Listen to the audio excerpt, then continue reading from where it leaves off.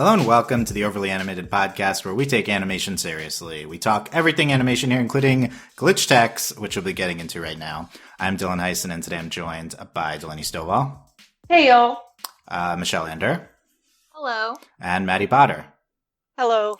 We're talking Glitch Techs, the new Netflix Nickelodeon animated series. We're Overly Animated. Find us at overlyanimated.com, where we talk about a bunch of animated shows, including recently a bunch of awesome new shows, which is exciting. And subscribe to us on your favorite podcatcher, Spotify, or on YouTube at youtube.com/overlyanimated. So Glitch Techs is a new, it's a show created by Nickelodeon Animation Studios that they're airing on Netflix as part of the new Netflix Nickelodeon deal. The show's created by Dan Milano and Eric Robles and has been, in developmental kind of ish for a little while. Basically, Nick has kind of refused to air it. And now they're putting stuff on Netflix, so it's here. And also there's background on the show that there's like tweets from the crew. This show kind of got like abruptly production stopped after I think around 20-something episodes. They had like a 40-episode order. So there's more episodes than are out on Netflix right now, but not the full amounts they originally ordered for. But I think there's always the chance for more if people watch it on Netflix. So definitely recommend this to people. This is I'm going to call this part one instead of season one, because I think this is clearly not a whole season. Netflix is just dropping half of it now. Yeah. So part one of Glitch Techs, we're going to start spoiler free. I think a lot of, my perception is even more so than Kipo. Not too many people talking about the show. I mean, I think the industry is, but, quiet in our community a little bit on this, and, outside larger Twitter presence, I guess. So I really hope people check the show out. Listen for a few minutes. We'll be spoiler free if you want to hear whether we recommend to check it out or not. So all that being said, starting with very general spoiler free thoughts, Delaney, what do you think of part one of Glitch Techs? I love it. Like, I really enjoyed the show. I really like video games. And as soon as, there was some stuff on Twitter about this show, and my fiance kept recommending it to me, and she kept making sure I knew, when it was coming out. And she'd be like, hey, here's this show you need to watch. And so I hadn't really paid much attention to it until she sent it to me. And it's a lot of fun. It's very much I've already recommended it to people. So when I'm going to tell people to watch it, it's Danny Phantom, but with video games. Okay. Oh, wow. And because that's the style of the show, and I'm really enjoying it. I think it's really lighthearted and fun, which it clearly has. There's some backbone in there that we haven't delved too deep into yet, but I think the universe is really fun and the characters are so sweet and I love them. And it's just a fun show, and especially I think for casual and hardcore gamers alike, will really enjoy this show. They do use a lot of I would if we're gonna compare, I would probably consider myself more of a hardcore gamer, so I understood everything they were talking about. And it's really fun. Granted, it's definitely very surface level, but it's really I think the whole aesthetic of the show and the thematics is just it's really cute. And we have some great representation in this show. We have two main characters of color, and it's I just think it's super fun. I'm really enjoying it. Nice. We got some gamers on the panel here to talk about this game show. Thank goodness. Yeah, maybe the least of the gamers though is Michelle. Yeah. So what's the non-gamer take on Glitch Techs, Michelle? The gamingness is funny because Delaney said it's very surface level, and I still felt oh man, am I gamery enough for this gamer show? I think about halfway through I started really feeling a lot more invested in the gaming side, because it is, and I'd seen the initial promo for it, just the theme song open, and I guess I'd assume it was more about hunting glitches down as a kind of Ghostbuster way than necessarily, but it's also very heavily invested in having games and scoring points and leveling up and having XP. And that I think is actually really brilliant because like I can't think of a lot of other shows that really tackle a children's show from that angle, but it seems very relevant to like, you know, Fortnite's one of the hugest things for Gen Z right now. And I think like that, I mean, there you go. So they understand. Yeah, Fortnite, they're playing into it, and it's great because the foundation of it. She's trying really hard. The foundation still is like, you know, Miko and High Five. And they're such a good, like, duo together. And, oh my gosh, I love Mitch so much, but we'll get to him. Okay. Yeah, I feel like OKKO is the only other show that, like, has video games like that. But it's, like, different. But it's different, yeah. I mean, this one also has lots of anime vibes, but I feel like that also kind of blends really well into the gamer aspect of it. Visually, it's very stunning. That's one of my favorite things about it outside the characters. It's just how beautifully everything's choreographed. Yeah, nice. Maddie, what do you think of glitch techs? Are you a gamer? Are you a self-identified gamer? No, I mean, I play games. I think you're a gamer. Oh, great. Yeah, you're a gamer. I'm a gamer. Great. I like the show a lot. I agree with a lot of stuff both Michelle and Delaney are saying. I really like that I really like the leads being Miko and Five and just being not just two white kids like it usually is. And I really like just how even just the supporting cast is really diverse too. Zara and what was the other kid's name? Hanish. Thank you. Yeah. They were both like, it's just like, there's a lot of diversity here in the cast. And even beyond that, like I think there's a very easy way to go with a show like this about games where you just lean into like just the stereotypical like nerd stuff. But they really leaned into this idea that a positive environment for stuff like this is people who are just nice to each other. And people who like there was like Fergie, for example, is just this kind of nerdy figure, but the main characters embrace his nerdiness and they like it and they like him. And that's not like made fun of at all by the show. And I really like that about the show. No one's really made fun of, even like, except for like the one kind of antagonist in the show we see. He's kind of, he's a bad person, but like the show explicitly tells us just don't be like him. And besides that, everyone else is just really nice to each other. And I think that's really good. And that's just without even mentioning that the animation's great. It's fun. The fights are fun. Like each episode is just like, I don't know what's going to happen. And that's great. I'm constantly stunned how many different ways they animate Miko's hair. Because like they do it so many different ways during this season. And it's really great. I don't know. I just really like this season a lot. It was just really fun. Awesome. I love that point you made about like, I feel like video game community can be as stereotyped or sometimes often is pretty toxic. And this is like the positive side of gaming. Like what and I don't like necessarily like saying it that way, but like that is what it is. Like it feels like it puts too much emphasis on the idea that there are these bad people in the community in a community like this, but that's just how it is. But this really is just like, I can't think of a single moment that anyone made fun of somebody, like other than the one guy that the show is explicitly like, don't be like him in multiple episodes. Yeah, and even then they're trying to be nice to him, I feel like. And he's not like a villain in the traditional sense. He's just kind of a jerk, but he's not like they're showing that like he's a jerk, but he's not like going so far that he doesn't belong there. Yeah. The show is really positive, really fun. I think that's like the vibes you get. The number one thing for me is how gorgeous the animation is and the show is in general, which is like, if you just like me, like I've talked this on the Keep Up ideas, like the things that stand out to me now, like the shows that are just super well animated and gorgeous and look different. And like, if you're at all like that, this show is a must watch. I mean, it's so pretty. And then, in terms of recommendations, if you're at all like into games, like I would check it out because this is like the game show and they speak in gamer lingo all the time, which, I thought I didn't think the show was going to do it. I didn't know it was going to do it. But if I conceptually think of the show talks in kids gamer lingo all the time, I think I'd be annoyed by it, but I don't. It's pretty endearing. Like it's pretty fun. Even when they say oh nerds instead of oh god, and even that is endearing. Well, it's funny because like at first you think just Five says it, but then everyone says it. Yeah.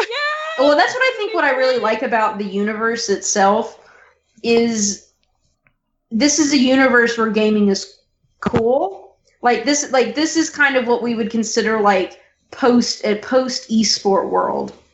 So like, Oh God, I hate that phrase so much. but like, because that's what we're talking about. Like, It is. Because right now, like, I mean, esports is becoming more popular. Universities are getting esports teams, and like, I think esports are cool. A lot of people don't, but like here, like what you were talking about, Maddie, about the show being so like positive. So Five's grandparents were like, "Oh yeah, we're gonna drive you to the gaming tournament." Yeah.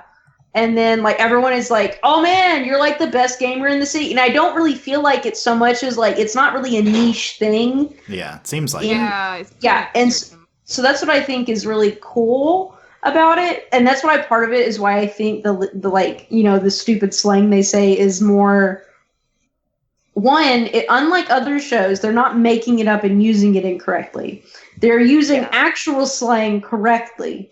And then I think that's why it's so funny is because they're all like they all say it, like it's not just one character, like it's all of them like amongst each other. Yeah, it's not like one character using the slang going like, "What? What was that? What do you mean?" Like everyone just gets it in the universe. Like everyone says it the whole time. Like they call each other griefers. It's really funny. Like the use of griefer is like supremely amusing. Yeah, that's the one I didn't know. That means okay, we got it. When... Oh, sorry. No, wait, no, tell me. Okay, explain to Michelle. Okay, so a griefer. We're just going to explain lingo all podcast. Okay, the general good podcast. Yeah, so base definition is like a higher level character. So like someone like Mitch is griefing lower level characters. Like he griefs them all the time because he steals their XP and he's just mean. Like he wants, like you just keep getting killed over and over again for like no reason. That's a grief. Someone who's making your life miserable in the game for absolutely no reason. Just because they find that really does summarize Mitch. Yeah, he's a griefer. That's literally who he is. But I think they're showing that that's the way he enjoys video games, and it's right. Just, yeah, and I think that's the biggest thing about Mitch. Like he's having fun. It's just not a fun that other people have. Yeah, we'll get into Mitch. But with the two main characters are amazing, as we talked. I think that's a big highlight of the show, and the world's great. The video game vibes. We don't really have serialization yet. In terms of some downsides, there's just a lot of one-off episodes. So don't expect anything big plot wise. But if you just want like fun, non-serialized video game stuff, definitely check this out. I'm kind of surprised I'm not surprised Nick mishandled the show, but because they've consistently been mishandling things for 15 years. But yeah, you mean like since the dawn of. But I feel like this is a home run. Like this is like the show that's quote unquote pandering to gamer kids, which is like everyone. Like, shouldn't they want the show on air? The show's just fun and has video game lingo that kids will like. Why didn't they want to air this? I really don't understand. So it's probably more to say with Nickelodeon, but hopefully this gets traction on Netflix. Did see it in the popular category. That's good. It just did seem like a home run when it like just even like watching the pilot just felt like a home run on every axis. Really, like even more so than it just being good. Like we're evaluating. I feel like this is something that would be popular with kids. Like doesn't it? Like it's just why is it's something that's tapping into. To the blanking on the stupid game that Michelle mentioned, but the Fortnite culture, right? Like, isn't it like it is? Why haven't there more shows that I think there are. There've been like live action stuff that's kind of like tried to bank on that. Anyway, okay. Maybe it's more about like I would assume maybe budget reasons than certainly seems like not an being able show. to find an audience because like gaming kids those seem to go hand in hand. I can't imagine this wouldn't appeal to kids in their demographic at all. I mean, like the opening scene is just kids playing a game. Like that's it. Yeah, opening shot of the show is really great. It is. Mitch comes in and fights the thing, I think. Mm-hmm. Yeah, that's great. Okay, let's get into spoilers. I will say they're really not spoilers for this show. I would watch the first 2 episodes blind because it's pretty fun. But then after the first 2 episodes, it's not serialized. So if you want to listen more, if you're not convinced on watching it, you're not going to get ruined on pretty much anything. So, but we will put up a blank spoiler tag for all of the first part/season of Glitch Techs here. I was gonna do it in the intro and be like, "Hey noobs, oh my God. I forgot to do it. We're gonna get ready to pwn this podcast. We're gonna be super aggro. It's gonna be cool. You'll lurve it. So okay, that's what I was going to do. Is P cool and lurve gaming things? I thought that was just young kid slang. Maybe I'm that out of the loop. Also, the fact that you said young kids, you just sounded like literally like I know, Delaney. Michelle, we're like the Oh my same God. age. What are you talking about? like, oh my God, Michelle. I will say I wasn't prepared for them to say it out loud, like verbally. Like, Yeah. I don't say that out loud. Miko says, "O.M. Squee, I love Castlestein." It's my favorite line. It is pretty great. I forgot they said "OM Squee." It's pretty good. Squee. Does people say that?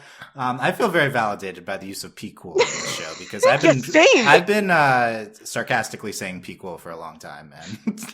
I started sarcastically saying it, that I just couldn't stop saying it. It's because it's the best. That's like I don't say it, so like I wasn't prepared. Yeah, I didn't know people really say. I mean, it's more of a text thing. But... Yeah, it's like when finally someone says "LOL," I will finally at last I can die happy. But like we're not there yet. It's fine. I don't even know if like this is actual kids gamer slang. Like Pwn is like 20 years ago, right? Like, do they still say that? Like, I don't know. No. And noobs, like iCarly was saying noobs 10, 15 years ago. Well, Right? I mean, it's also one of those things we're talking about like an age range. Like anyone from the age of like 6 to 13 will still talk like this, but past that point, no. Yeah, well, I don't know. Well, certainly I think it registers for us. I feel like at the very it work. I think it works because there's no lingo here that is too young kid thing that we don't understand. Basically, yeah. I would say, but and gaming culture it's. I don't want to say it's a monolith, but like it transcends age range. Like it doesn't matter what kind of game you play or like they talk about let's plays too on the show. Yeah, they did. That's the one part I resonated with. I'm like, yeah, that's me. If you play video games, like this is like it all is like this across the board. And I feel like the games they reference, like Castlevania. We're not like aiming it at children here, but right. But, yeah, okay. But like they have like dungeons. They talk about RPGs a lot. Yeah. We get a literal whole episode where it's a platformer, which is amazing. They play Mario / Candy Crush. Yeah, they play app games too. There's a pretty wide range of gaming going on. Yes. I guess since we're in the gaming conversation, the episode 7 with the sisters, like, oh, I play that app. It's like very inclusive gamer message, like people who just play app games. All games are valid. Like Miko's like that's a game. Yeah, that's like a big part of the positive gaming message. I would say, it seems like the show is really about just like it's about how people engage with games and what makes them fun for kids, like people. It's more about that than the actual games they're playing specifically. Yeah, I agree with that. Oh yeah, I agree. I think that's really good. That's definitely a theme, I think, from this slate of episodes. Like I said, there's not really serialization, but you certainly see some themes, I think, like that. How about your favorite part of Glitch Text? Is it this gaming aesthetic themes we're talking about? Is it a character, an episode? Delaney, what would you say your favorite thing is? It's hard to say because I like a lot of it, like all of it, basically. I guess for me, what I'm really into, but it's also a point of frustration, is this whole the concept of being a glitch tech. And like they get XP, and it makes me so mad when Mitch steals their XP because that would make me really mad. So like it makes me so mad. But like that's the other thing. The show is so cute, and the kids are so sweet. They don't care because they're like they just like doing it, and it's just so sweet. But I hate it. Like I get so mad every time he does it. I'm like, you're the worst. Like, oh, he sucks. But I think I really like the whole I'm really I love RPGs, so anything that's about an RPG, I'm like sold. So they have an inventory, and like all of Castle Crawl was amazing, and they can level up, like they need experience, and like when they pull their experience to get Allie, all the mechanics of that, like I really enjoy how they've tied in, not just it's not just that it's Danny Phantom with video games, but like they literally are a video game kind of. Like it's very interesting. Like I really enjoy it a lot. Like there's a lot of video game stuff going on, and that's what I really enjoy. Nice. Yeah, all the way the video game stuff is incorporated. That's a great point. I wanted to say we were talking about the video game stuff before. Miko lives at house 1337. Oh my god, I didn't even see that. I did not even notice that. The intro what does that mean? Is that a gaming thing? Michelle's not lead enough to understand what I know. What does lead mean? You missed early internet, Michelle, apparently. Oh my god. Don't they say leet in the show? I don't know, I'm pretty do sure they? they did. I'm pretty sure they did at one know. The point. introduction to Miko is outside the house, 1337, pan into house, she's playing Guitar Hero. I was like, oh my god. Yeah, the this show. Guitar Hero Like, I understood. Why is the number important? Look up lead. You're right here. Just tell me. You're right here.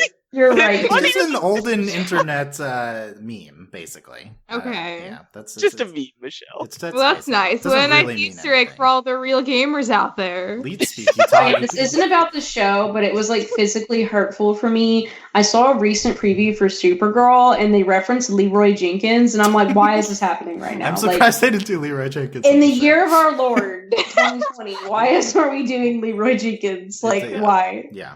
Dylan, what I need is we need to get a clip of Michelle saying for all those gamers out there, No. because it was one of the funniest. What'd you follow that up with? For all what is lead? Is that? Yeah, that's a reference for all those gamers out there. It's a reference for all those gamers out there. Yeah. Michelle watches Let's Plays though. She's an expert. Yeah. My pride is on the floor, but I like this show anyway, so I'm gonna soldier on. Okay. I'm sorry. Okay. No, it's great. To Michelle, but let's rebound with what your favorite thing is from I mean, the Glitch like, text. It's not the Honest- fandom, obviously. It's not. Honestly, Mitch is my favorite part of Mitch. Glitch Text. Why? Why? So Dylan summed it up perfectly in the Discord. He characterized Mitch as a mean girl. It's Yes. exactly what he is, and it's so good. It is the funnest kind of character. When he came in, he had a very good intro. He was so like intense and cool and assessed the situation. You could tell he's done it 1,000 times. And he has this big white fushi hair, and he's just got kind of a mean streak. It is so good. I love it. How can anyone not love that? It's the funnest kind of character. He's that guy on Steven Universe that I hate. What's his No, name? he's not. He's Kevin. He is Yeah, not. he's Kevin. He's Kevin. Not That's Kevin. what I hate him. No. He's Yeah. no. Kevin's also a mean girl, and he's great. I mean, yeah, but I feel like Mitch is way superior to Kevin. Like, it's not even Mitch a is contest. much more important to the show. Mitch Kevin is Hey. at least Mitch is at least at like hitting on people. Yeah, Yeah, that's Mitch- true. There's no Look, creepy. he wants their Yeah. FP, that's it. He just wants to be the best, and he doesn't know how to have real friends, and he's gonna learn. And I'm so excited. Like, I see his potential, but also I love that he's not there yet. That's the whole fun. It's the best. Yeah, it's the best I part. hate him. Yeah. Okay, Delaney Dylan hates Mitch. understands. I love Mitch. Yeah, Mitch is Yeah. clearly very divisive. I know Alex also I knew hates it. I Mitch. knew Dylan. If Dylan said he was a mean girl, then I knew he would Oh, love of Mitch. course. I love Mitch I so hate much. you. You're so predictable. Oh yeah. I don't. Granted, not I doing know. it on I'm purpose. sure. I'm sure though that if we quizzed Dylan and be like, "Who's gonna hate Mitch?" he would have been like Delaney. So like that's Oh fair. yeah. I'm Well, also that's also predictable. That's true. I also hate Mitch. Yeah, this is predictable. Okay. Well, we can get more into Mitch later. Maddie, what's your favorite part? I think my favorite part is this is something that was in Star Versus as well. Like I just love that the two main characters. There's never one of the main struggle of an episode is never that they don't like each other. Yes. Yeah. They're always friends, and even when they're disagreeing on something, they're doing it from like a side of like, come on, why are you like in the episode where an alpha leader like Miko thinks that Five is doing something wrong, but she's never like we should be friends anymore. Like it's just like it still has that level of you're my friend and I want you to be better than this Five. And I really like that. I really enjoy that for this entire all 9 of these episodes. I really like that a lot. Yeah, love the two of them. Well, it's like especially I really felt that way in Going Gauntlet Yeah. when they're Yeah. fighting, because like that's the other thing I really like, because they're so sweet. Like they're just buddies. Like I love them. Like they're so cute. I think in line with that, like I really like that Miko, like in these kind of shows, it's really easy for like the girl character to be like not as important as the guy one. Like, the guy's like the one who's getting in on things, but Miko's the one that wants to be in the fight, and I really like that like kind of tropey change because she's the one that wants to be in the middle of it all, fighting everybody, and Five kind of takes up the usual role that the girl in the team plays, where he wants to plan everything, and I like that flip because it means that Miko's a lot more energetic, a lot more in on everything, and it reminds me a lot of Star, and it's just. I think it's a good change. It's real. I really like it a lot. Yeah, Well, I think Miko's that's the like thing, brute it's- force, and Five is like the tactical Yeah. one. Well, this is very similar to Star. Like now that I'm like, It's this is I'll piggyback on this and say I think Miko is my favorite part of the show. She's great. She is great. Love Miko, and I wasn't thinking it originally. I had some other comparisons in mind, but she's very similar to Star Butterfly. well, their whole dynamic is very Star. And 5 is, I think 5 isn't as similar to Marco as Miko is to Star, but their dynamic is very Starco. Yeah. Is it bad that I might like 5 more than I like Marco? My bad That's person. totally fine. It's fine. 5 is great. 5 is like a little more depth. I don't know, but 5 is like cooler. Like he's more cooler. competent. He's not as awkward. Yeah, I don't Marco, know. like my I love 5 Marco doesn't Fox. make me want to cry. Also, in Karate Trainer, I was he was cracking me up. Oh my Nice. god, that was so good. When I saw Karate Trainer, I thought it was going to be, Marco's doing karate. No, it Here wasn't. comes It wasn't. No, and he was being like stealth, and he's like, "How did she know it was me?" It's so funny. He's pretty Like, funny, I love though. him. Yeah. He's just such a sweetheart. They're both great. I think I unsurprisingly think Miko especially stand out. But she's just like always like a really great presence on the show, like full of energy and positivity, and Also, her character design is great. So we have not just like her hair is fabulous, because obviously it is, but we have a chunkier girl main character. This is good stuff. Like, she's not stick thin the way No. 5 is. Yeah, their character models are very different. Granted, they also make fun, like, they keep calling 5 beanpoles, so like, yeah, she's supposed to be more normal, and 5 is, I don't know, but I don't think there's a single one of like the text that has the same like model. I really like it. Right, All yeah. of them are they different. all look different. Yeah, that's true. Miko very Star Butterfly. I also got a lot of Kelsey from Craig vibes from her, especially that one episode where she has these fantasy sequences. that was so funny. She though, does when it's her monologues. mom. Yeah, And she also has a too. bird too. Oh my So, god, when very she's Kelsey. like, when she's like holding her mom, and then when it's like her mom's the villain, I was like, Oh dying. my God. It's so Yeah, funny. and she's like something about her being cool. Yeah. Also, like, that's Allie is amazing. Like, Yeah, what Allie a is picture. yeah. Is I Allie the wasn't best expecting animal Allie to stick companion? around, but I Yes. love it. Is Allie what? The best animal companion, perhaps. Okay. She's up there. So it's a strong statement after a few episodes, but Allie's good. Okay, yeah, a lot of great elements. And there's more too. Definitely want to get into. So I don't know. I feel like we hit the video game stuff. Other video game things. I think the lot of the music, the references they make, and then also like Well, literally Netflix. So I watch everything with subtitles, and I just died every time Netflix was like chiptune music play. Yeah. Yeah. Yeah. I was like, this is so good. I really liked, we didn't mention that. I like that we didn't ever explain how this world works. I don't really want to know how it works. I just want to have fun with it. And I think I think the show really benefits just from being like, they have the technology for this, just accept that. Yeah, I want more depth, but I don't necessarily need depth in that area, Yeah, but just exactly. It's like somewhere when they else. tease us, when they're like, Inspector 7 was a great character. Like, she cracked me up. And then, of course, we get the whole, like, the subject. And I'm like, oh my god, what? Because Miko can't be reset. Right. So, man. here's.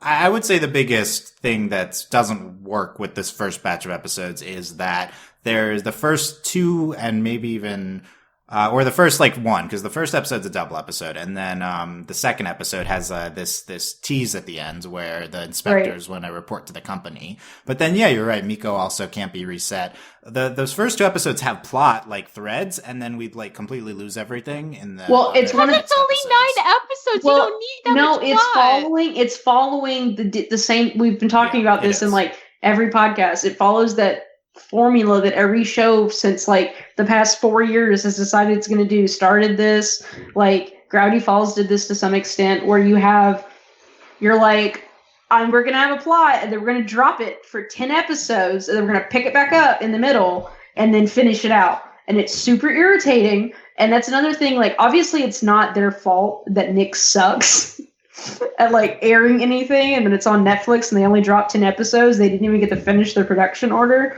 But, like, that's what's frustrating about this drop, is because this clearly is not a season. This is 10 episodes. This isn't how the show is meant to be viewed. Yeah, I also want to say this is out of order.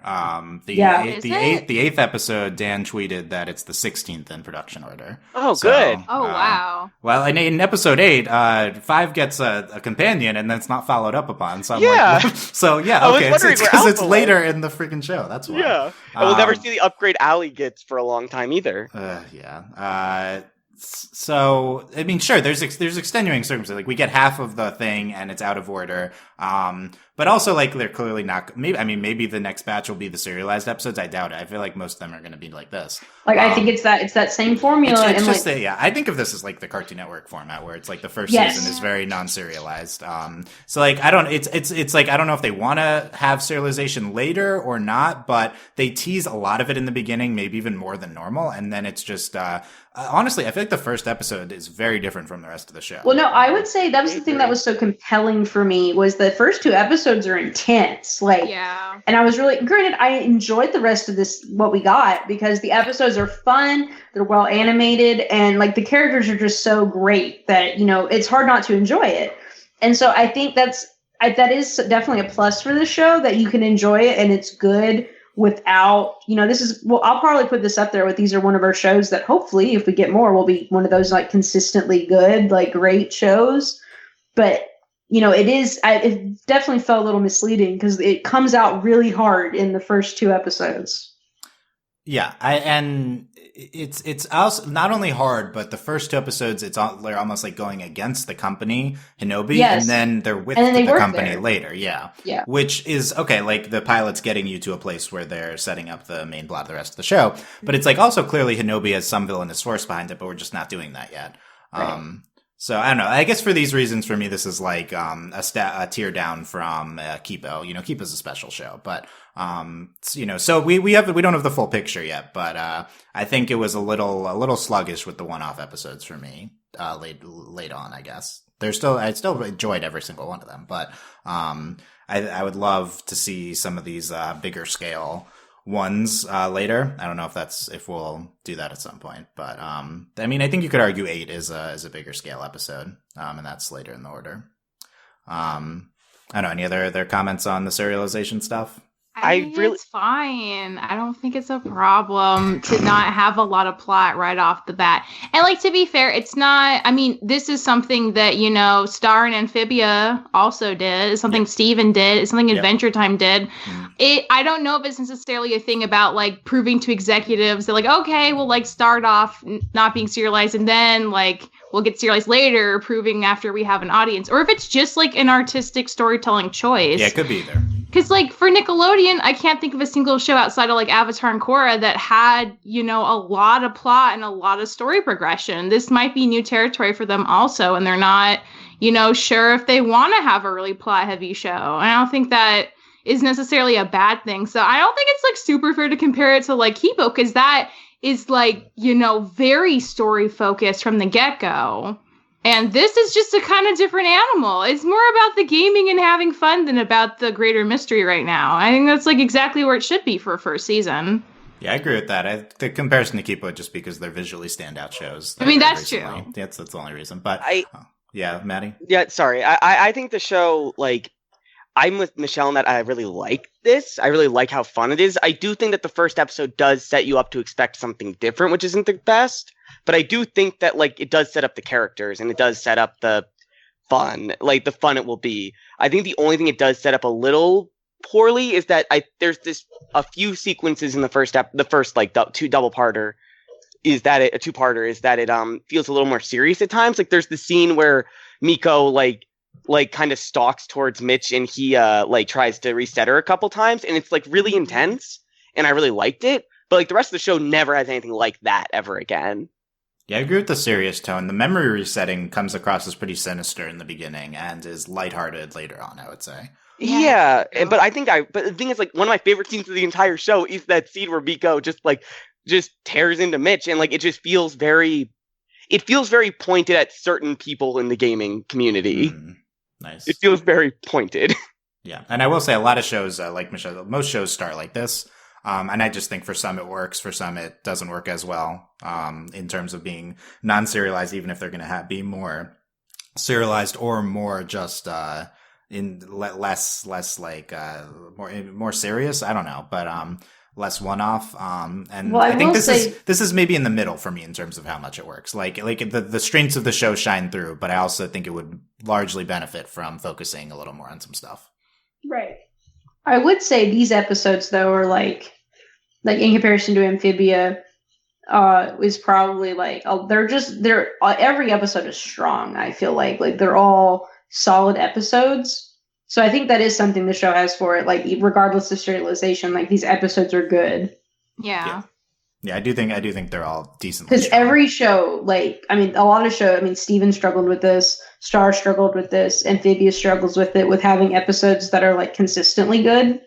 To be fair, 9 episodes is not a large, and they obviously picked and, like, moved them around, so that's interesting.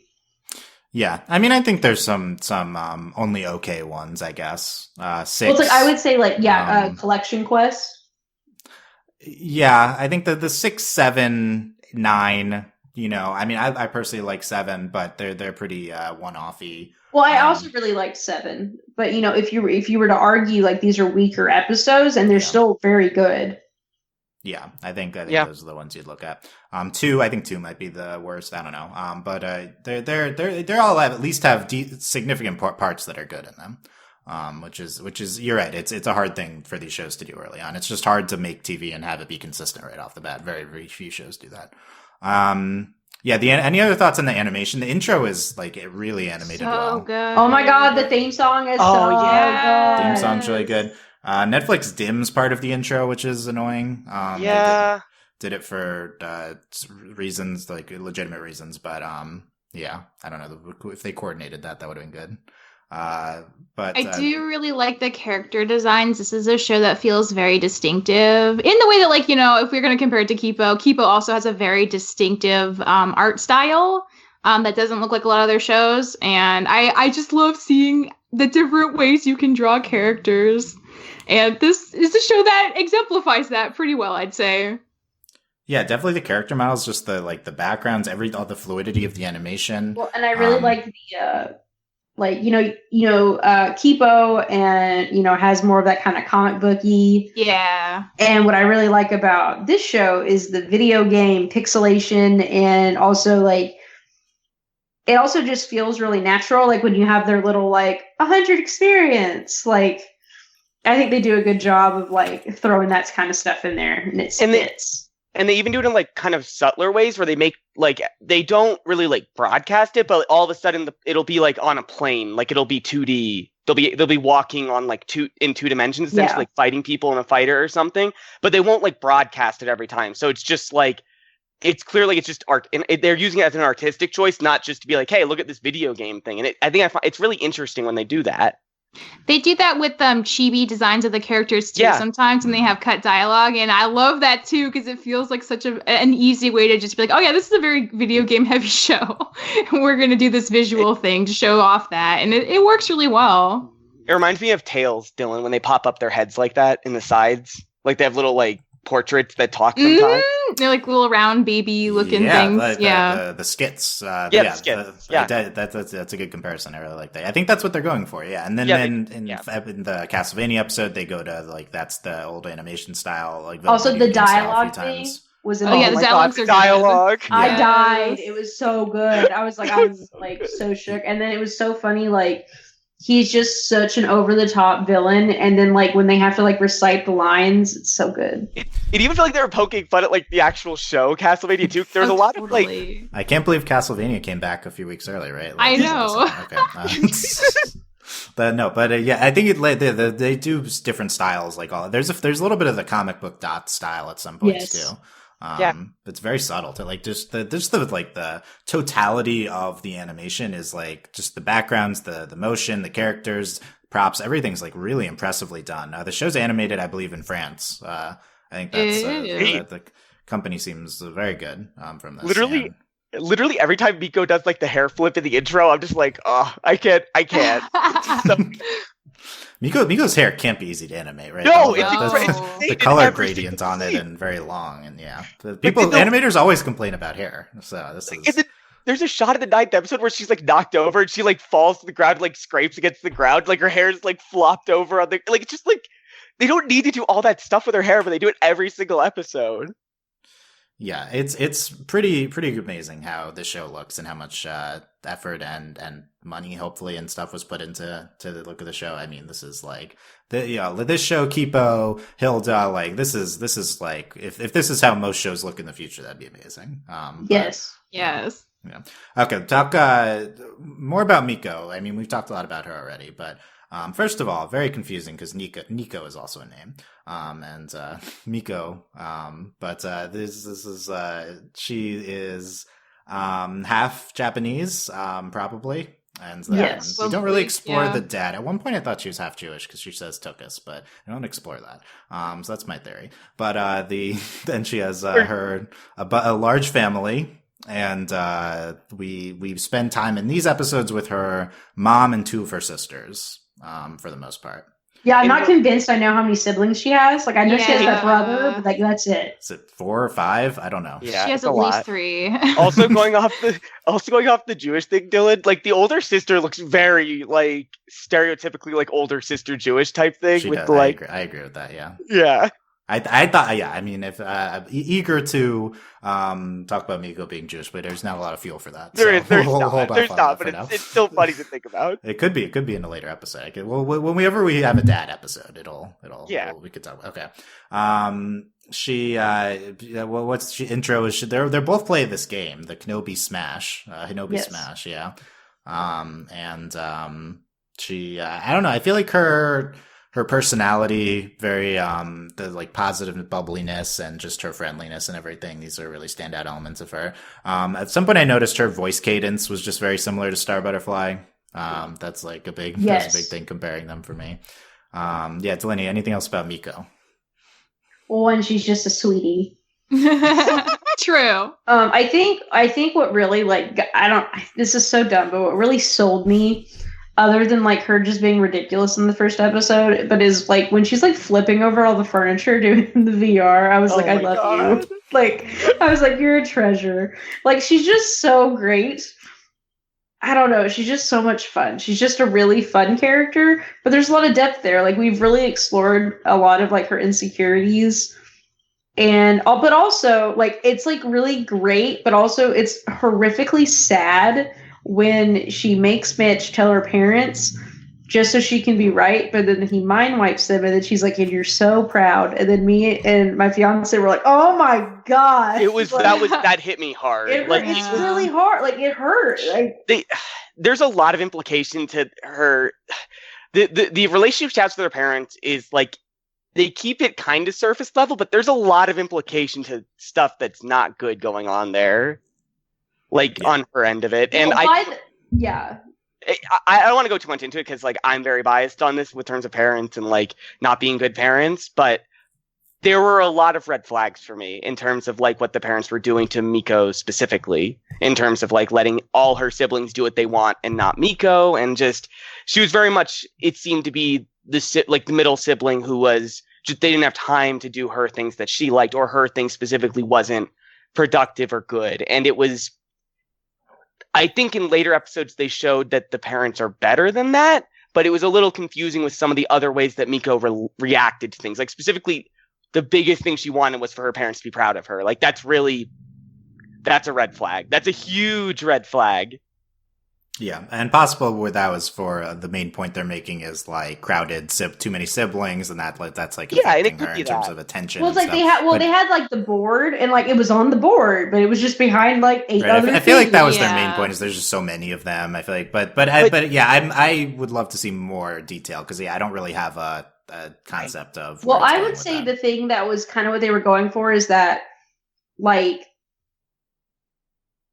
Miko's thing is video games, and her other siblings are doing like more traditional like hobbies. exactly. Yeah. Because like for me, like at first I was like, oh my god, but then really you keep watching, and like her mom is like the sweetest. But I think that there's I don't want to go into I don't want to go too deep into this because again I'm biased, but like the fact is you can have very loving parents that really love their children that still mess up and still Right. No, exactly. No, that was the thing. Like they do, and they're not perfect. But I think that saying it this way, like saying that they're just not perfect, kind of undercuts just how much they could hurt Miko in this part of her childhood. And that's a hard thing to talk about. I think we need to see more on that for sure. Yeah, I think the mom at the very least, I think, is definitely presented gray. Like I think I think the second half has done a lot for her. Like I agree with Delaney. I feel like the mom very much just like maybe she's concerned that she sees gaming as a very antisocial kind of activity, and she wants Miko to do something that's like a little more social because she doesn't understand that gaming can be very social, which is why she was so excited when Miko got like a job, because like that's the thing she can understand that seems like a more traditional outlet. But she does like go to great lengths to kind of like be more supportive later on. I just like remember the moment where the little sister, when she's really upset about karate, and the mom kind of like, it's like, oh, I have like more brochures for you if you want, and like here's some popcorn. Like I think like she's trying her best. I don't think the show's trying to condemn her or anything. I think it's hard to be a mom as much as it's hard to be a kid, and like, you know, she's just trying to figure out how to be the best parent she can, you know. And I think that's true. I think the mom is trying, and I never said she wasn't. It's just that. Yet we have to remember that there's two things you said are like also red flags though, because one of them is that the mom stopped bugging her after she got a job. Something that she thinks has value, not Miko. She didn't care that Miko held value in this position until she learned that it paid money, essentially. And that's frustrating. Like she didn't think that Miko's hobby mattered. Like none of the other hobbies of the children like seem to have any type of actual be productive in any real way. But now that she has a job, she's okay with what Miko does. And then the other thing is, Miko's mom is doing these things, is nice to them now, but she's also brainwashed right now to be proud of Miko. And I think that I will say they were proud of her before they reset. Yeah. Like they were like, oh wow, this is really cool. But the thing was, I think she just wanted to, because Miko was really excited and she was really happy. Yeah. And then in general, I think she's just portrayed. I do think she's kind of purposely portrayed as morally gray, like pretty controlling. I think yes. Well, I think they're going for in episode 7, like she demands a picture every 10 minutes. Yeah. That came across as very controlling. Well, I'm not sure if they're like. I don't know who's on the creators, who's doing what. They might be going for a very specific stereotype of mom. Yeah, I'm not really sure what they're doing. Like, I mean, I think part of it is dealing with being like a child to having an Asian mom. I think that's what I was talking about. Like, I think we might be doing Tiger Mom. Unsure. Like, yeah, don't really know. It seems like a nuanced portrayal of that to me so far. It is. I would say. Yeah. But if we're doing Tiger Mom, I think we're definitely going deeper than just saying like Tiger Mom bad. We're like showing that there is. It's more than just that's going on, because it's always more than just that. It can't just be like parents bad, kids good. Like it's always difficult to look into these and say like what things will hurt the kid in the long run. And yeah, I think this is what the show's going for. Yeah, and I agree. And I'm trying to say like I'm definitely waiting too, Dylan. It's just I want to say like these red flags are these are red flags that pop out to me because I've experienced a lot of things like this. Yeah, that's all I'm trying to say. Definitely valid. And I think the end of episode 3, the big scene with Miko and her mom, when they're talking about, I don't remember what they're talking about. I just remember the visual of them sitting on the bed. And I do really think like, because Maddie was saying before how like this show kind of goes to such great lengths to show the positive sides of gaming. I think maybe the one thing it is trying to actually also talk about is how like there is still a stigma about gaming being kind of bad from a parent perspective. And so I think them trying to kind of tackle that with Miko's mom isn't out of nowhere, you know. That seems like, again, that might be a very relatable situation that a child would find itself in if they like, you know, play all these games and they're really good and they're really proud of their achievements and they connect to a lot of friends online, but their parents can't see that because it's like a generational thing. And this, I think it's handling it pretty well for that. And I do. And I think that is there, Michelle. I definitely think that text in the show. But I also think there's a struggle there where the mom specifically says you can play the game because you've been doing good at this job, which I respect. I am proud of. Yeah, like, I think both of those things are there. Yeah. Yeah, no, I think both of them are there. And it's but I just want to say that like that, saying that, Miko's mom is saying you can do what you want as long as you also do what I want, and that's kind of sketchy. Yeah, I think it's presented sketchy. Yeah, I think so. Yeah. Okay. How about 5? Could get into 5's parents too. Well, Probably they're less they're about foiling, like they're foils to each other. Yes. Because, even Miko says a comment like, "Oh, it's really cool that your family is so supportive of gaming," but clearly something happened to his dad. I believe, like it's looking like his dad's not around. Unsure though, because that was the thing I'm not really too happy about. Is we kind of dropped 5. Yeah, we don't know much about his family at all compared to like Miko. we know like his grandparents are the coolest grandparents ever. Like his grandmother is so cool. Yeah. And then like the food truck, great. Like they drive the food truck, it's awesome. And I really enjoyed all of that. Granted, it also sucks though because they're like, JK, it didn't happen. And I'm like, I hate y'all. But I think they probably stuck a bunch of the Miko family episodes into this batch, and there's 5 ones coming next. That would make sense. Yeah. That was the thing that it kind of sucks because we get Casino, but like even then, it's that's the best. That's the biggest 5 character episode. Yeah, and that episode is also it's confusing. It definitely feels like we're missing a piece. Like when he's like, "Oh, I'm going with my dad to work," and the bridge seemed a lot more important than it was in the episode. So like, it makes me wonder if there was something like previous that like we just don't have because apparently the episodes are out of order. I think they're just putting something. They're holding something close to the chest, and I just don't know what it is.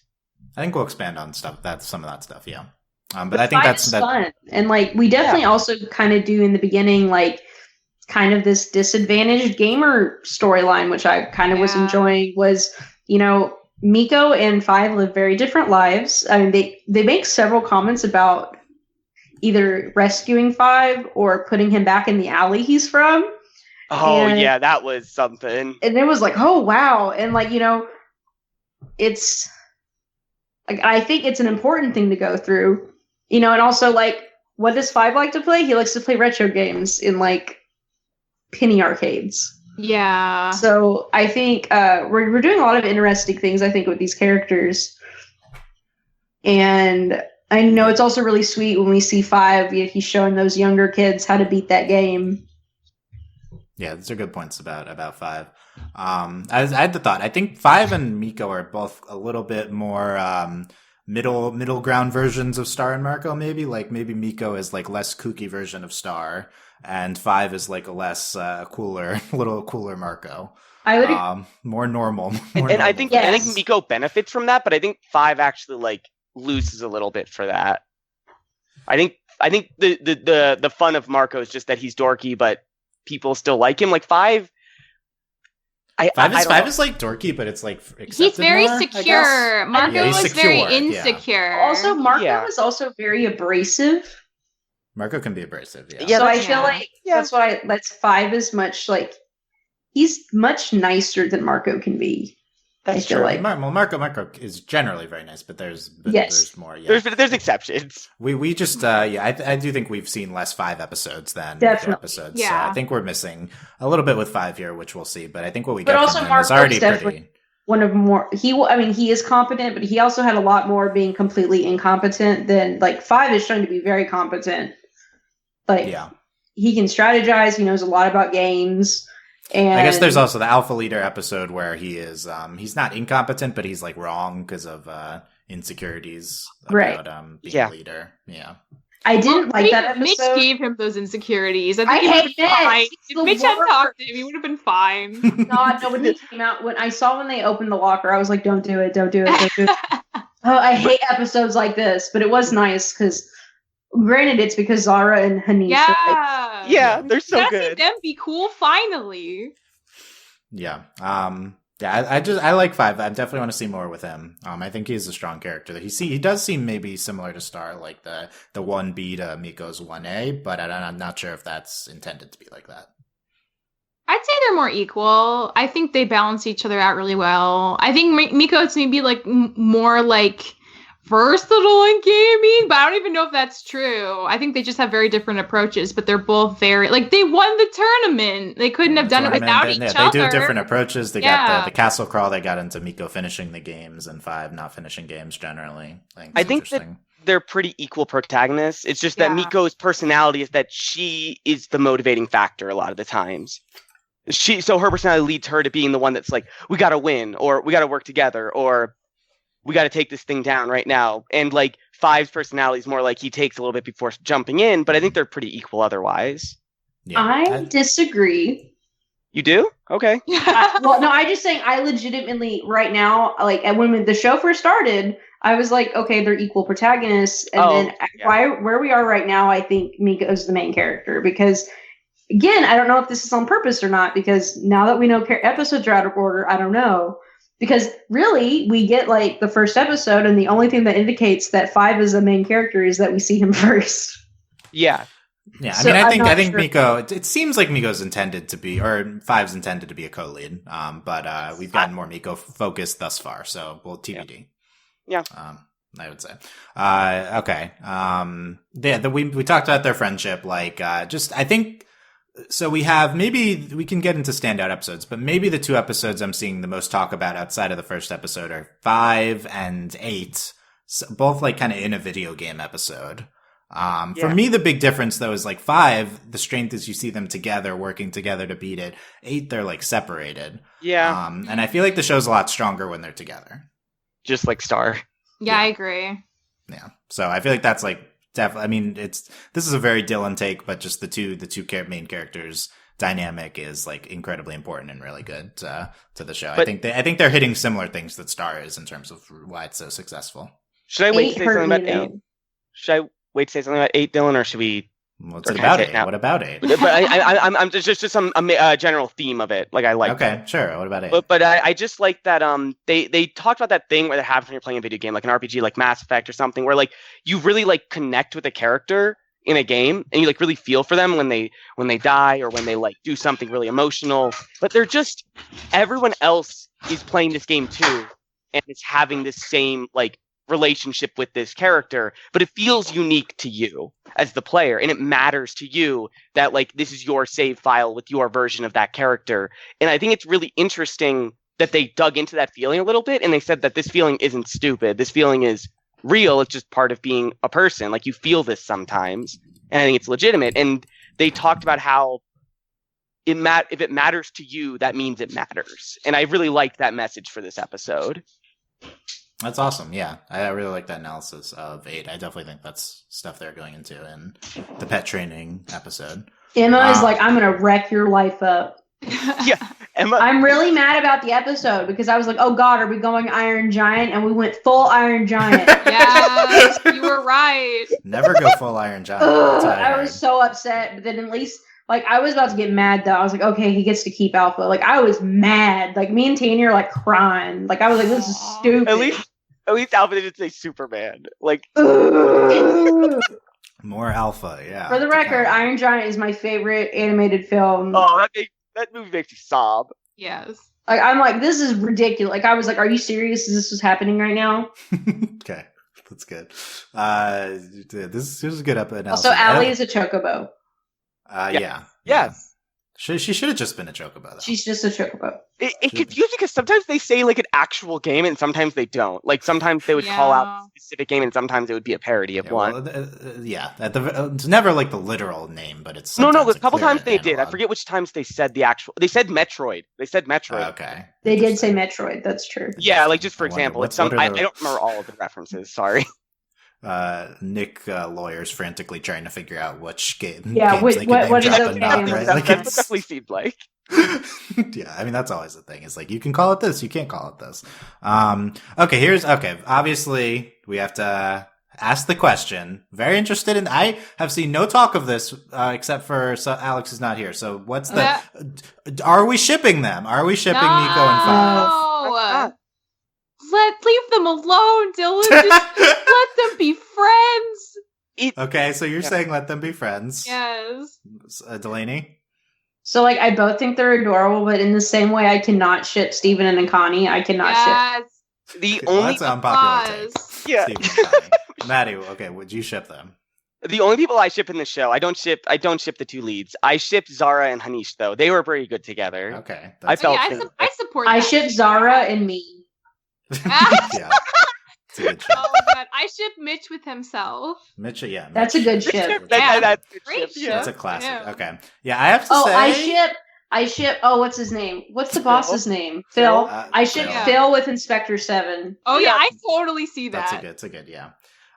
Shockingly, I wasn't really shipping them. The Miko and 5, the show. Because there's no indication. There's actually like somehow there's. I really didn't get like many romantic vibes. Like they do hold hands. They're just literally the bestest of friends, and it's yes, it really comes across that way that they're the best of friends. Like.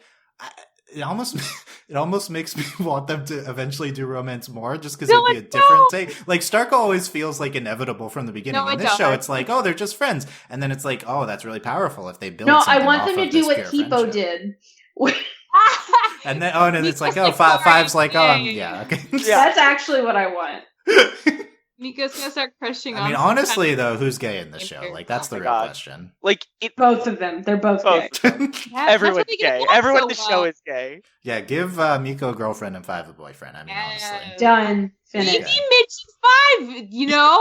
Miko's hair is honestly pretty gay. Mitch and 5 is a good show. And Mitch both have like really high hair foof. I think it could work out. No, I think it should be if it's gonna be anyone we already know, it's gonna be Bergie and That'd be cute, Bergie and 5. Yeah. Oh yeah. The Quest song was. Oh yeah, them in the Quest episode. They're pretty cute. Quest. It was so good. Yeah, there's really just no romance. Also, the like automated car because they can't drive cracks me up. It does. They are like 13. It's so funny. Cars, yeah. I thought that's on Twitter. Miko's like 15. But high five's definitely Miko 14, 5, 13. Yeah, they're little kids still. Yeah. They're in the range. They look like they could be. Also, why are they allowed 13 to 17? Because you don't question it. Why are they working? Sure. Also, is this like summer vacation? Do they go to school? Yeah, I had to read all unclear. About school. I loved it. No school. Never talked about it. Yeah, so like the world they're living in. Okay, getting into plot. So Hinobi is like clearly this monopoly of games, but do they control everything? Are they just a store? It seems very important. Or something, or Microsoft on some level. This seems like the show is like Big Hero 6. Kind of, but like it's a little confusing. Like I'm unsure. The show is very reverent to Hinobi, like, and to a certain extent, it's like, oh, capitalism, like there's a lot of like positive corporate vibes in it, but it's also they're also seeding the seeds of Hinobi being more evil. Yeah, I mean, I think if you're that much of a monopoly, you can't be like 100% fine. I mean, hello, their video. I mean, they also mind white people, but their video stuff's glitching. They mind white people. They mind white people. It's framed very not like as bad as you think it would be framed, I would guess. I mean, the first episode frames it real bad, and then they just kind of back off. Right, yeah, exactly. That's what I'd say. Yeah, they seem very evil in the beginning, but then they're like happily working as this glitch tech, which just tech support, but you're like fighting. Like it's a pretty cool concept, but like this is like a bad thing, right? That they're like making kids like fight their problems that like literally could harm people and then wiping memories. It's all really terrible. They need people that are young and nimble and can go on fights every day. Yeah, not just good. Like not good. Eva. You need young children. Like, I wonder if we were gonna get an episode on this or not, since like 5 was like, y'all can't afford to run the food truck without me. Like, is he like giving them his money? Like, how much are they being paid? Like, what? I need to know these things. Also, do they get like? They need like workers' comp. Like, where are their injury protections? Like. They don't even wear helmets, guys. They have goggles. It's fine. That's not a helmet. They'll connect their part of their face.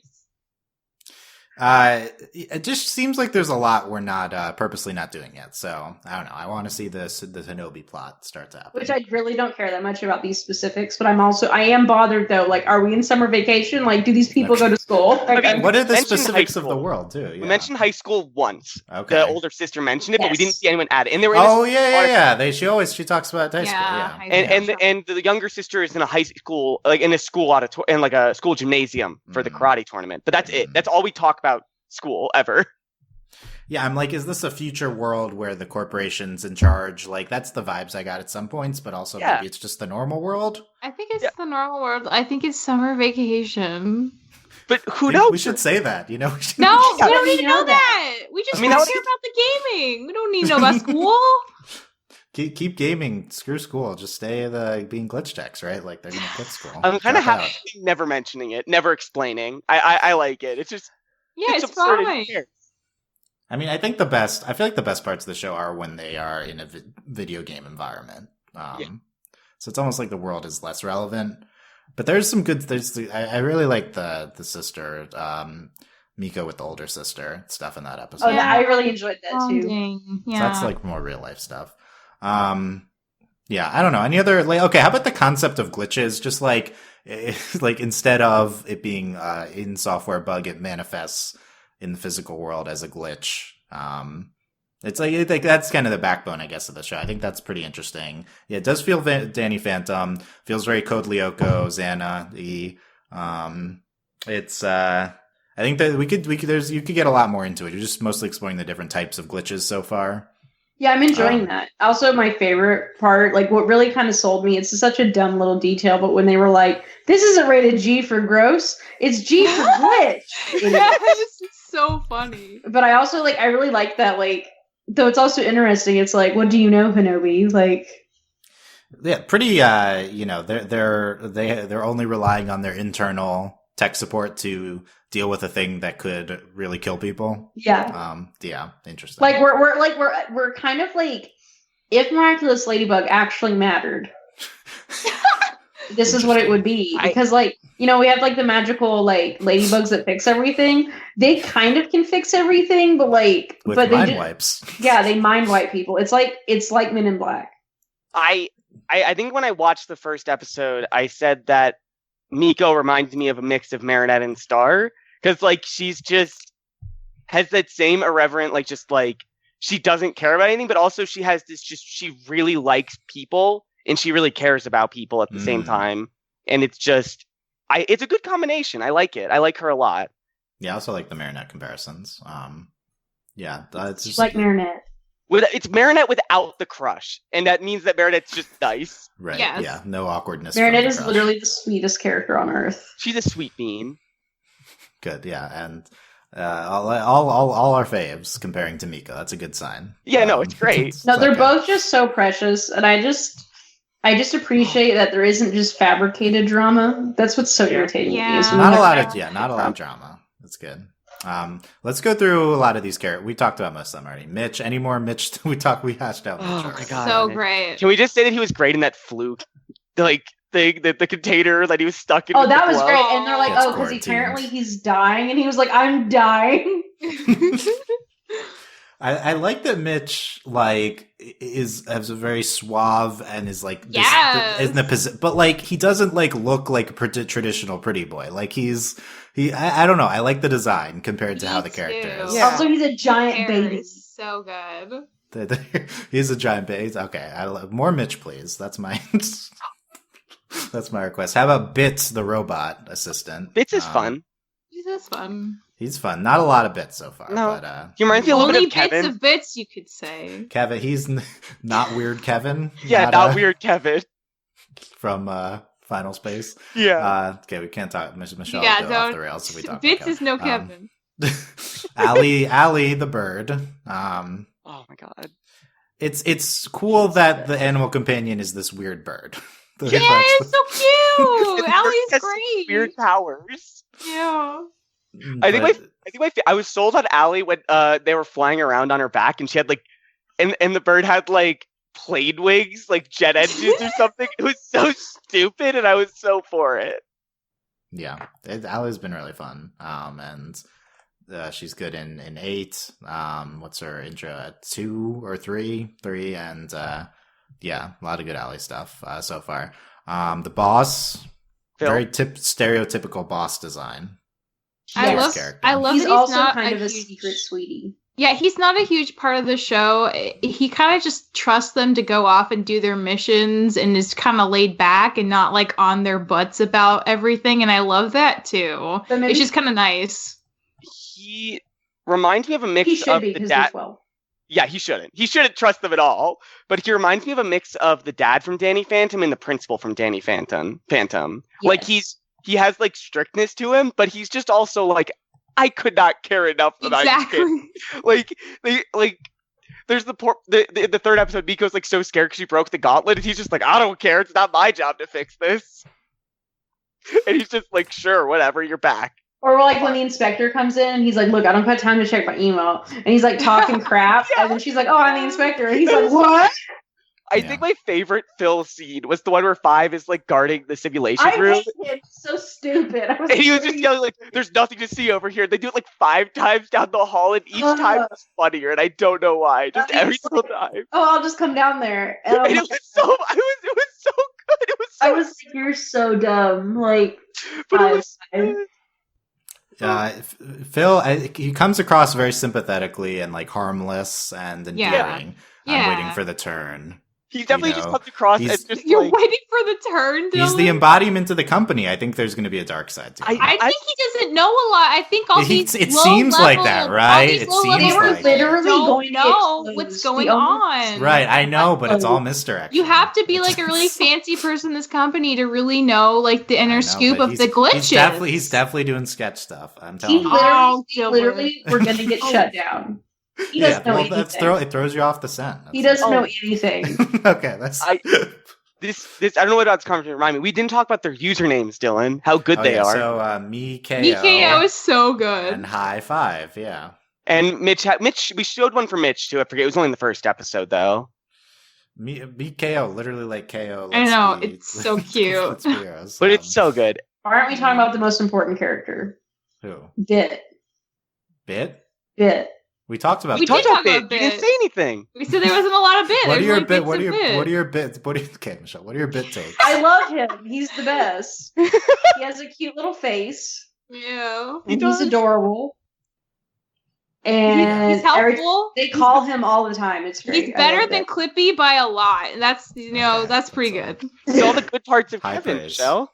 Are you talking about actual Clippy, or do you mean the Hinobi Clippy that we got to actual Clippy? Oh my god! Oh my god! I forgot about that H. The talking. You mean Hinobi Clippy? It was amazing. It was so good. Like Miko wanting to die the entire time. Yeah, was that was really relatable. We talked about Miko's mom. We talked about the sisters. Nika's good. How about Lexi? We didn't talk much about Lexi. One?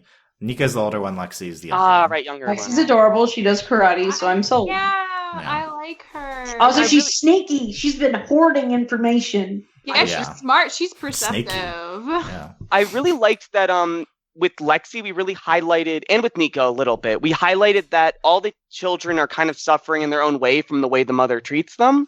Because, but in just different ways. Like, Miko's having struggle, like, doing what she wants to do. Lexi just feels like she needs to be the best at everything. That's what she was taught, essentially. Like, she got that from somewhere, and we can only assume she got it from her parents, that she feels that she needs to win every time.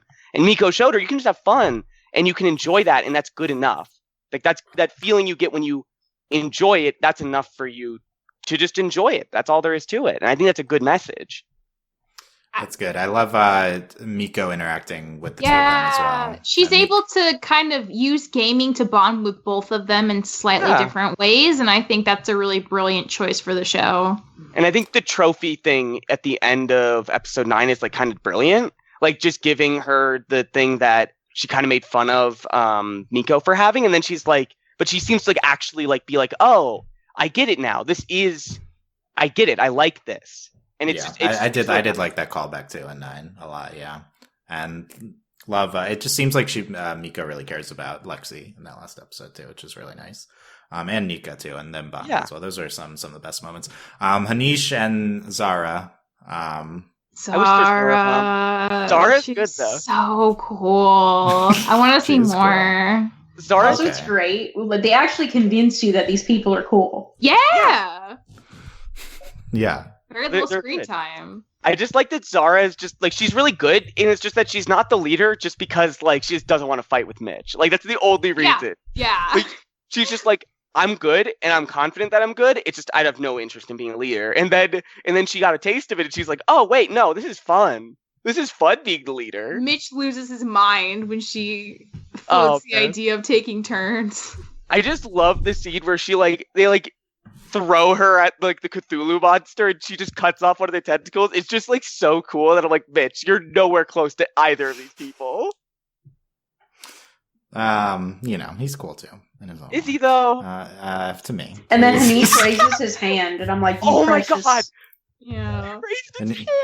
Anish is also great. More of the two of them. They basically they're in the first episode, and then they're in that Alpha Leader episode. They also had really good comedic timing the whole season. Like when Zara's like, everybody has good comedic timing, but they're just like, he really likes hacking, and he's just like, yeah, I really like hacking. Like it's like they like to emphasize the things people like as a joke, but not in like a poking mean way, and I really enjoyed that. Nice.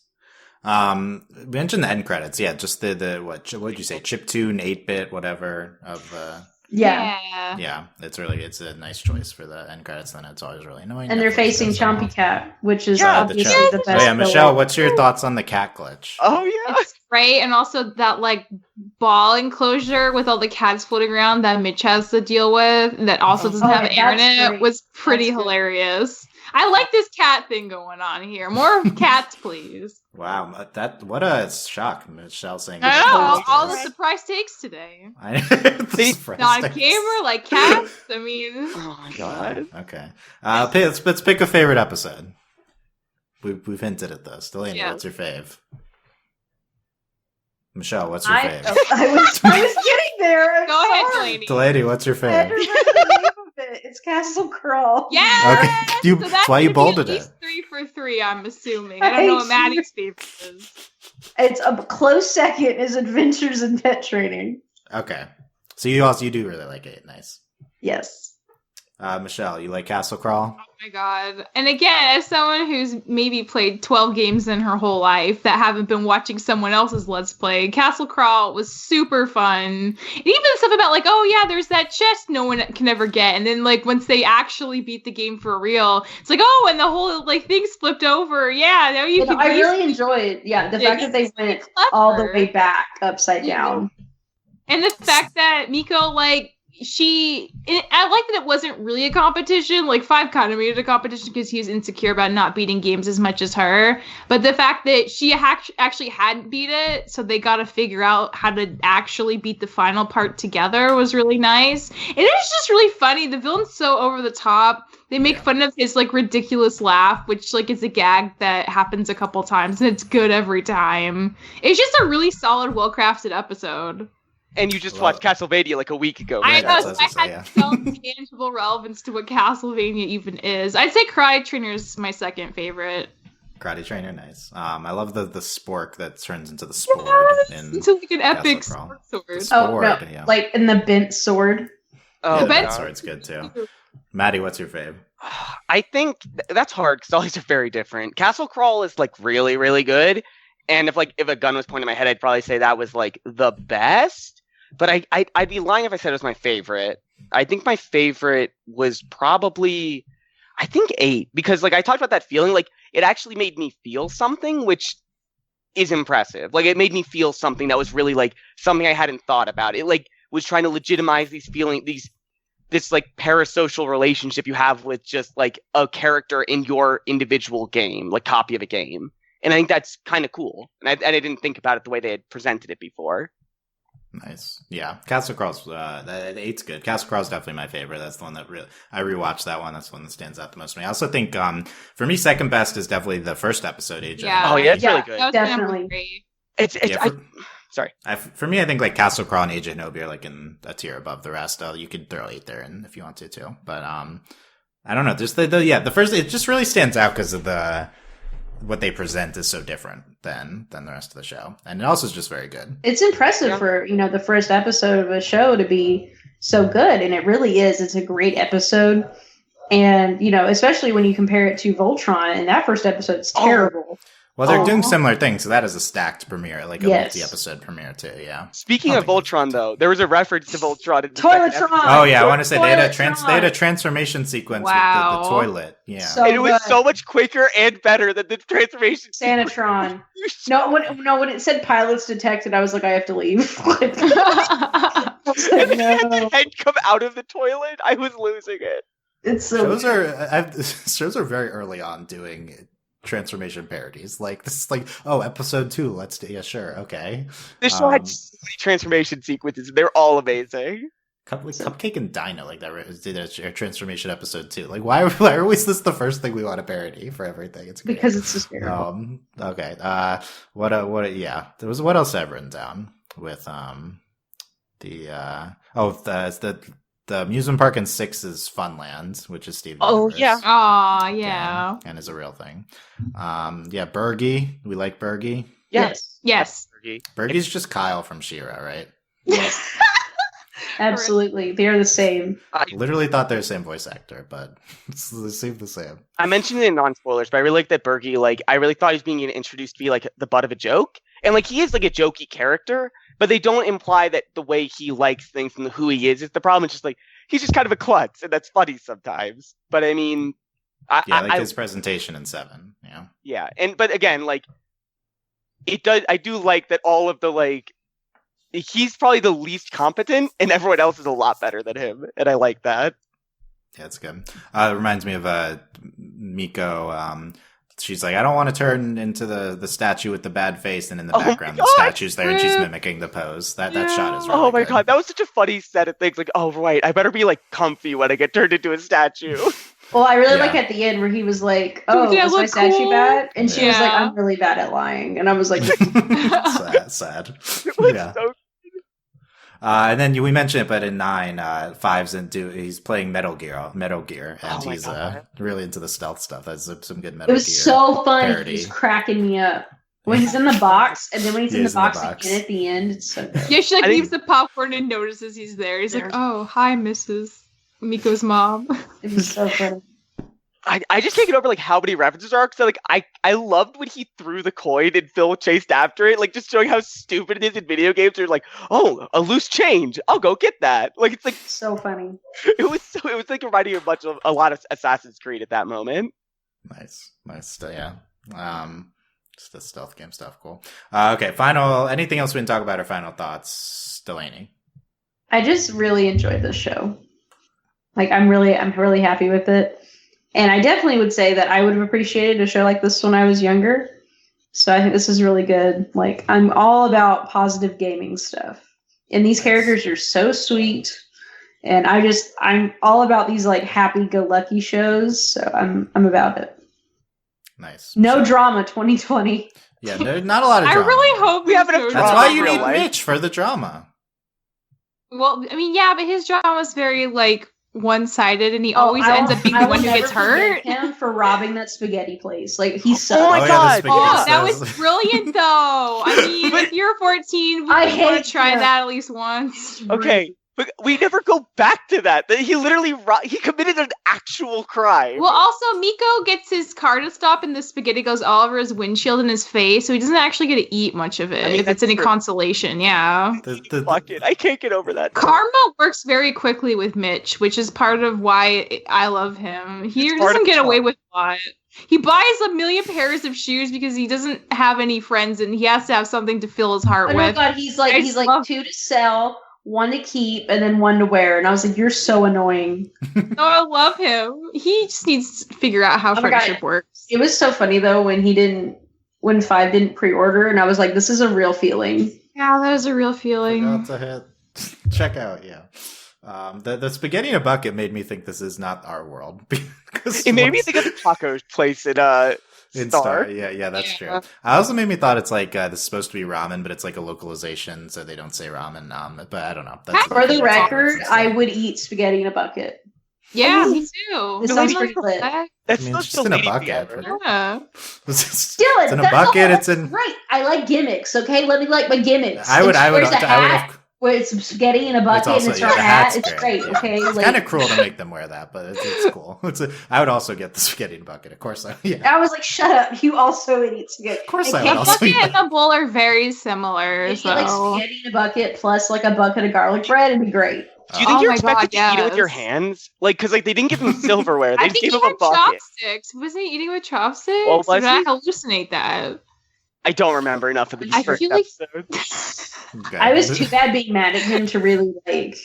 Oh, you gotta go back and rewatch them. He robbed her. Watching. hate watching is good for characters like that's the Twitch though. That's the positive. You just gotta love hate watching. I literally can't watch anything Lila's in. She makes my blood pressure go up so high. So I love Lila, I love Mitch. You know, there you go. It's a ladybug character. Michelle, final thoughts. This show made me feel like maybe getting into gaming is something I could maybe do more of because it is so positive and very entry level friendly, which maybe that's part of the intention. Just don't go online and you're fine. Honestly, the kids are great. They like each other. They have really good animation action sequences. They're leveling up. The world's a good place for them right now. I'm curious if plot stuff's gonna make things go in a darker place. I'm not in a hurry to get there, but it might. For now, I'm intrigued though, and I don't feel like we have to be in a rush getting any particular place with plot. Nice, yeah, Maddie. Just that I love Miko, and I really, really relate to the parents not wanting me to play video games because they're like, "Oh, they're gonna make you really angry and violent."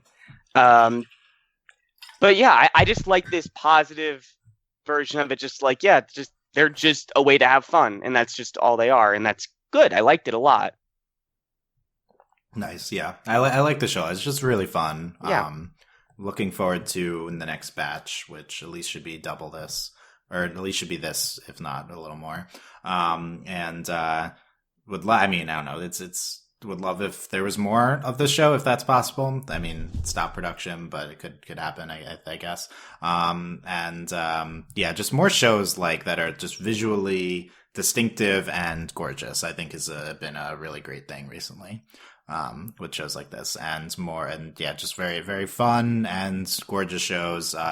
Always would love watching glitch techs. Yeah. Even if the specific episode was not that interesting for whatever reason, it would still be like really enjoyable to watch it. So, yeah. Okay. So let us know what you thought of glitch techs. Comments overlyanimated.com, youtube.com/overlyanimated. Can talk about glitch techs on our Discord with us at Discord, overlyanimated.com/Discord. And support us via Patreon at patreon.com/overlyanimated. Thanks to our current patrons, especially our Patreon podcast, Brendan, a.k.a. Kells, and thanks as always to our Patreon executive producers, Ryan, Steve, Alex, Beatrice, Hugh, Michael, and Needle. We'll be, if next glitch techs drop, probably talk about it. Yes. I don't know if we'll if it happens, it will happen. Don't jinx it. It'll happen. Netflix has the episodes. We'll put it out, I guess. But yeah, I don't know if we could think if there's a topic that comes up for glitch techs, could talk about at any point. I'm sure we'll reference this show in other cross-show podcasts as well. We talked about a bunch of different shows on this one too. Let us know what you think, and thanks for listening, guys. We will see you next time. Bye. Bye. Bye.